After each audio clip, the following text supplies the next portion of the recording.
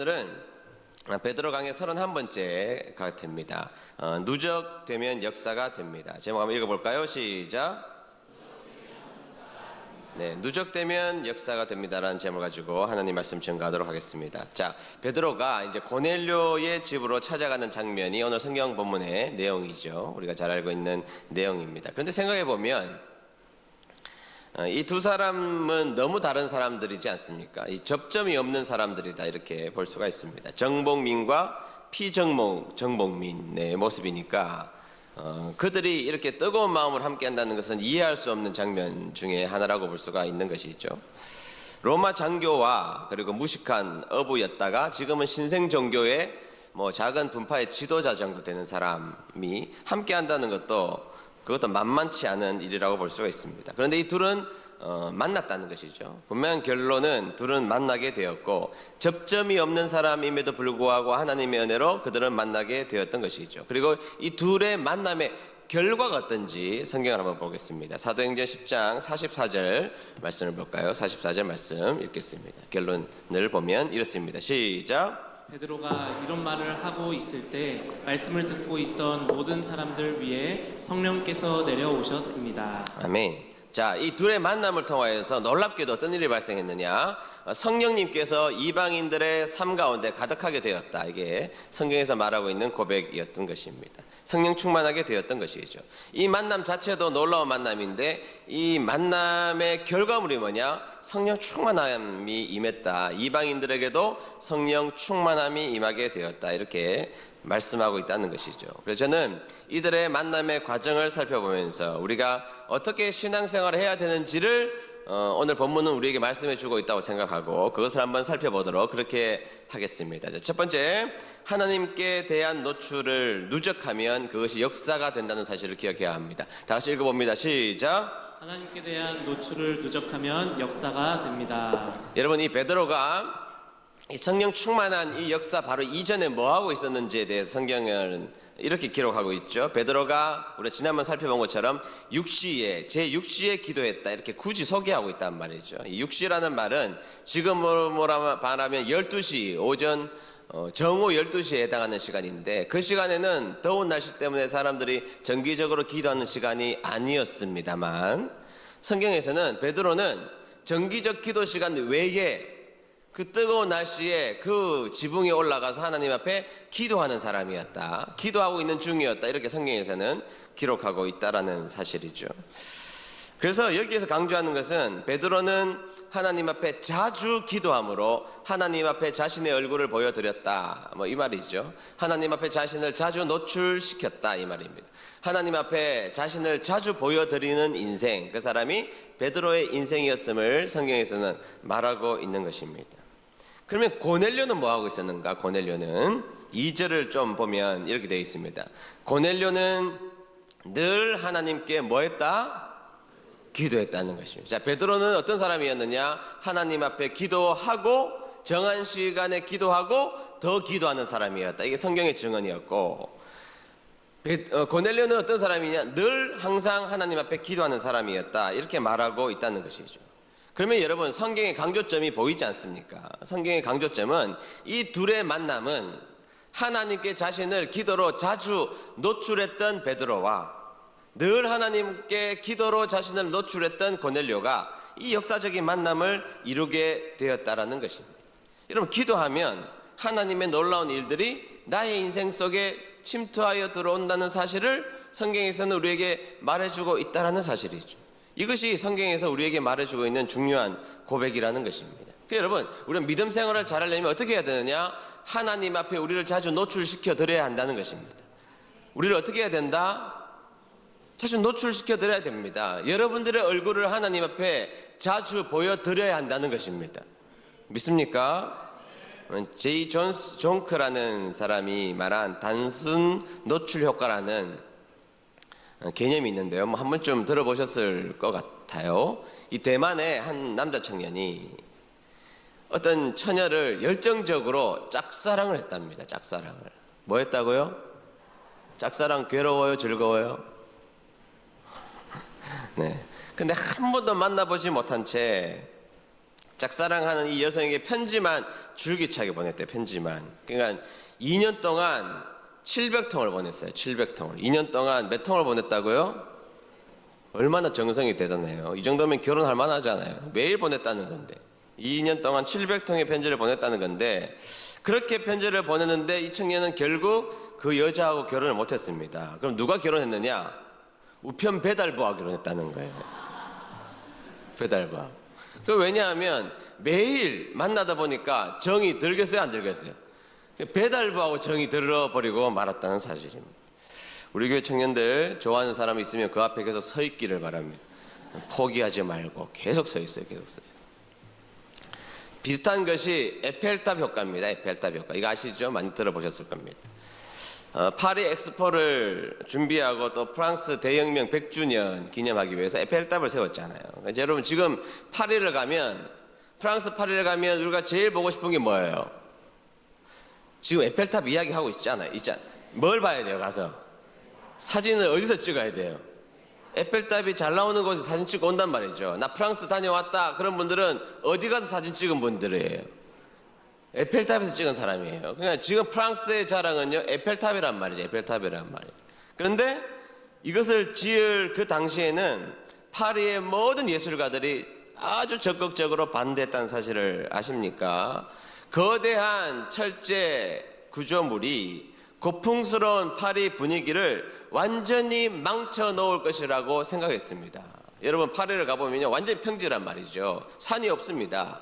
거기에 뾰족하게 81층에 해당하는 그 높이의 에펠탑이 들어선다? 그들은 받아들일 수 없었다는 거예요. 도무지 이것은 이 파리의 역사적이고 아름다운 이 파리에 있을 수 없는 흉측한 건물이라고 반대했습니다. 대표적인 사람이 모파상이에요. 모파상. 제가 비계덩어리라는 소설을 여러분들에게 소개하면서 모파상 이야기했잖아요. 모파상이 대표적인 사람이고 자신의 흉상을 그 에펠탑 등지게 돌려놨다는 거 아니에요. 등지게 돌려놨다. 그리고 여러분 식사를 어디서 했느냐? 이 모파상이 에펠탑이 그렇게 보기 싫어서 에펠탑 1층에서 했대요. 왜냐하면 에펠탑이 보이지 않는 유일한 장소이기 때문에. 이해가 안 되시나요? 밖에서는 다 보인단 말이죠. 1층에서는 안 보이잖아요. 에펠탑이. 거기에서 실사했다는 유명한 일화가 있다는 사실입니다. 에펠탑이 세워지고 철거를 위한 300인 선언도 발표되었다는 거예요. 근데 여러분 지금은요 파리를 상징하는 건물이 되었고 파리에 가면 자랑이 되었고 지금도 파리의 에펠탑 모든 사람들이 가보고 싶은 자랑이 되었던 것이죠. 왜 그렇습니까? 파리에서는 어느 자리에서도 에펠탑이 무조건 보이기 때문입니다. 그리고 자주 에펠탑에 노출되자 에펠탑을 사람들이 사랑하게 되었다는 것이죠. 그래서 그것을 에펠탑 효과라고 부른다는 것입니다. 자주 노출되면 흉측스럽다고 생각했던 것이 호감으로 바뀌게 된다. 그런 이야기예요. 여러분 우리가 교회에서 모이자 그러잖아요. 모이자. 자꾸 모이자 그럽니다. 성경대학 하자. 선교 가자. 사랑방 모임을 하자. 기도하고 밥 먹고 학교 가자. 뭐 별일을 자꾸 합니다. 자꾸 모이자고 이야기하잖아요. 왜 그렇습니까 여러분? 우리가 하나님 앞에 우리가 노출될 때 하나님이 우리를 굽어 살펴보시는 것이고 우리가 하나님 앞에 노출될 때 우리의 믿음이 성장하는 것이고 노출될 때 하나님의 뜻이 우리의 인생 가운데 들어오게 되는 것입니다. 그러니까 여러분 우리가 하나님 앞에 자주 노출되는 시간이 많을수록 우리의 하나님의 열심이 우리의 인생 가운데 촉발된다는 사실 믿는 여러분 되시기를 주의 이름으로 축복합니다. 다 그런 것은 아니지만 대체적으로 그런 중요한 것은 교회에 나오는 빈도수가 높을수록 믿음이 성장하고 있다는 지표라고 말해도 틀린 바가 없습니다. 옛날에 일주일에 한 번 오던 분이 수요일도 나오고 토요일도 나오고 주일 오후에도 교회에 있고 새벽에도 있고 믿음이 좋아진 겁니다. 아멘. 제가 학생회 다닐 때만 해도 교회에 기도일지가 있었어요. 그러면 학생들이 집에 가면서 교회에 무조건 들리는 거예요. 들려서 뭐 하느냐? 기도하고 나 오늘 이런 기도를 했다라고 일지를 쓰는 겁니다. 그런 운동들이 있었어요. 교회가 성장할 때는 교회에 자주 오자 그런 운동들이 있었단 말이죠. 그리고 자주 온 사람들이 그곳에서 신학생도 많이 생겼고 선교사들도 생겼고 교회에 자주 와서 귀한 일꾼들이 되었다 이 말이에요. 여러분, 하나님 앞에 여러분들의 얼굴을 보여드리는 그 노출의 빈도를 높이시기를 주의 이름으로 축복합니다. 베드로도 기도로 하나님을 만났고 기도로 하나님 앞에 노출했고 고넬료도 기도로 하나님 앞에 얼굴을 보여드리자 하나님이 기도의 사람들을 서로 연결시켜 주었고 성령 충만의 역사가 일어나게 되었다라는 사실입니다. 저는 바라기는 은혜드림교회 성도님들이 여러분들의 얼굴을 하나님 앞에 자주 보여드리는 우리 은혜드림교회 모든 성도님들 되시기를 축복합니다. 목사님, 제가 믿음이 잘하지 않아요. 이유는 간단합니다. 여러분들의 얼굴을 하나님 앞에 자주 보여드리지 않아서 그렇습니다. 자주 보여드려 보십시오. 하나님의 뜻이 보일 것이고 여러분들이 자주 하나님 앞에 얼굴을 보여드리면 하나님이 여러분들의 인생에 놀랍고 하나님이 기뻐하신 일들이 여러분들의 인생에 편만해지게 될 줄로 믿습니다. 두 번째, 순종의 누적은 하나님의 역사가 된다는 사실을 기억해야 한다는 것입니다. 다 같이 읽어봅니다. 시작. 순종의 누적은 역사가 됩니다. 다른 종교의 특징은 자력 종교입니다. 자력 종교. 내 힘으로 해보겠다. 내 힘으로. 그래서 뭐 참선도 하고 그렇죠. 그래서 자신을 잘 가다듬으면 진리를 깨닫게 된다. 해탈의 경지를 오르게 된다. 자력 종교죠. 자력 종교. 스스로 깨닫고 득도하고 뭐 그런 것 자력 종교. 내 힘으로 열심히 노력하다 보면 어느 단계에 이르게 된다. 뭐 그런 것이잖아요. 진리를 깨닫게 된다. 근데 기독교는 그렇지 않아요. 기독교는 철저하게 타력 종교예요. 타력 종교. 내 힘과 의지는 약하다 고백하고 나를 부인하고 그래서 하나님께로 우리가 의지하고 하나님의 뜻에 의하여서 내 인생을 움직이는 타력 종교. 그래서 여러분, 우리 기독교가 강조하는 것이 뭐냐 하면 순종이라는 겁니다. 뭐를 강조한다고요? 순종입니다. 아브라함도 순종의 사람이었고 노아도 순종의 사람이었고 다윗도 순종의 사람이었고 그렇죠? 다 순종의 사람들이었다는 것입니다. 베드로도 순종의 사람이었고 어쨌든 신앙인들은 다 무엇을 가지고 있느냐? 성격이 어떻든 간에 맨 마지막의 결론은 무엇을 가지고 있었을까요? 순종을 가지고 있어요. 순종을 가지고 있었다는 겁니다. 21세기에 살고 있는 여러분, 어느 곳에 21세기에 살아가고 있는 어느 곳에 순종을 이야기하는 곳이 있습니까? 그러나 21세기에 살아가고 있는 교회의 성도들은 여전히 우리는 말씀 가운데 순종을 빼놓고 우리 기독교를 설명할 수는 없다라는 것입니다.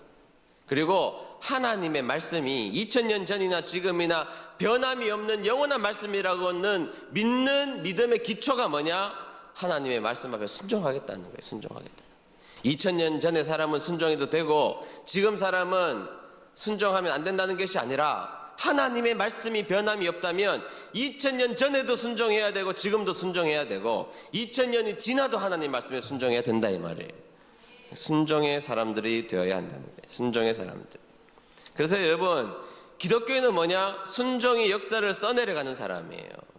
순종을 어제도 쓰고 오늘도 쓰고 내일도 써야 하고 엄마도 쓰고 아빠도 쓰고 아들도 쓰고 순종을 날마다 써내려가는 사람들, 그 사람들이 바로 위대한 하나님의 일꾼이라는 것입니다. 성경의 위대한 인물들, 오늘 위대한 인물들이 다른 게 아닙니다. 하나님의 말씀 앞에 순종의 역사를 써내려간 사람들이죠. 그래서 여러분, 순종은 하나님의 말씀은 변하지 않는다라는 것의 고백인 것이고 이 말씀이 진리라는 것을 지금도 여전히 믿겠다라는 고백인 것이고 하나님의 말씀이 전적으로 옳다는 것을 믿는 것, 그것이 순종으로 나타나는 결과물이라는 것입니다. 그걸 고백하는 것이죠. 그럼 베드로 입장에서 먼저 볼까요? 10장 19절에서 20절까지 보도록 하겠습니다. 다 같이 했습니다. 시작. 베드로가 아직 그 환상에 대해 생각하고 있는데 성령이 베드로에게 말씀하셨습니다. 시몬아, 세 사람이 너를 찾고 있다. 일어나 내려가거라. 그들은 내가 보낸 사람들이니 주저하지 말고 그들을 따라가거라. 아멘. 자, 하나님이 고넬료의 응답에 응하라고 베드로에게 이야기했습니다. 지금 고넬료의 응답에 네가 응해야 된다 이렇게 말하고 있는 장면을 보게 된 것이죠. 자, 고넬료 입장에서 보세요. 고넬료 입장에서 10장 5절 읽겠습니다. 시작. 지금 사람을 욥바로 보내어 베드로라고 하는 시몬을 모셔오너라. 아멘. 자, 고넬료에게는 시몬을 모셔오라고 했던 것입니다. 그러면 여러분, 베드로와 고넬료의 만남은 둘 다 하나님의 말씀에 대한 순종의 결과물이었다는 거예요. 순종의 결과물. 여러분, 베드로는 순종했는데 고넬료는 순종 안 했다? 그럼 둘이 못 만났어요. 고넬료는 순종했는데 베드로는 순종 안 했다? 둘이 못 만났어요. 둘 다 하나님의 말씀 앞에 순종하니까 역사가 되는 것이고, 순종하니까 둘이 만나게 된 것이고, 순종하니까 하나님의 간섭이 나타나게 된 것입니다. 여러분, 우리 은혜드림교회 성도님들이 이분도 순종하고 이분도 순종하고 이 집사님도 순종하고 저 집사님도 순종하면 그 순종이 막닥뜨려서 하나님의 역사가 되는 것입니다. 그러니까 여러분, 순종은요 그 무엇보다도 중요하다라는 것입니다. 그래서 여러분, 베드로와 고넬료의 이 역사적인 만남, 성령 충만함의 만남의 역사는 두 사람이 하나님의 말씀 앞에 순종했기 때문에. 여러분, 내가 열심히 순종했는데 저 사람이 순종 안 해서 못 만나는 경우 얼마나 안타까워요. 저분들은 열심히 순종했는데 내가 순종하지 못해서 하나님의 역사를 이루지 못한다? 얼마나 안타깝습니까? 목회자들은 열심히 순종하는데 성도님들이 순종하지 못해서 하나님의 역사가 일어나지 않는다? 성도님들은 열심히 순종하는데 목회자들이 순종 안 해서 하나님의 역사가 일어나지 않는다? 안타깝잖아. 그래야 여러분, 우리가 한 마음을 품고 하나님의 말씀 앞에 있으면 거기에서 아멘하여 순종하여 역사를 이루는 주인공 되시기를 주의 이름으로 축복합니다. 제가 오래전에 제 친구 목사의 간증을 여러분들에게 소개해 드린 적이 한 8년 전인 것 같긴 한데 혹시 기억나는지 모르겠습니다. 그 친구는 지금 강남중앙침략에 담임하고 있는 최병남 목사입니다. 미국에 있을 때 이야기입니다. 미국에 건너가서 담임 목회한 지 얼마 되지 않았을 때, 영어를 별로 못할 때, 지금 영어 잘하지만 그때의 간증입니다. 최병남 목사가 한 번은 성도 한 분의 남편이 응급실에 입원했다는 소식을 전해 듣고 신방을 저녁에 가게 되었습니다. 근데 이것저것 바쁜 일이 있어서 조금 늦게 출발하게 됐는데 도착하니까 9시 10분. 근데 면회 시간은 9시에 끝이에요. 근데 미국은 이제 딱 철저하거든요. 철두철미해서 못 들어갑니다. 못 들어가니까 신방을 가면서 우유 한 통을 사들고 신방을 갔는데 9시 10분에 도착해서 면회를 못 하게 되니까 이제 다른 방법이 없어서 내일이나 모레나 다시 와야 되겠다 하고 돌아가려고 이제 밤 9시에 주차장에 가는데 주차장에 차가 다 빠지고 그 넓은 주차장에 차가 두 대가 딱 있대. 차가 두 대가 딱 있더라는 겁니다. 근데 두 대 중에 한 대의 주인공은 자기고 한 대의 주인공은 덩치가 큰 백인 남자가 그 주차장에 서 있더라는 것입니다.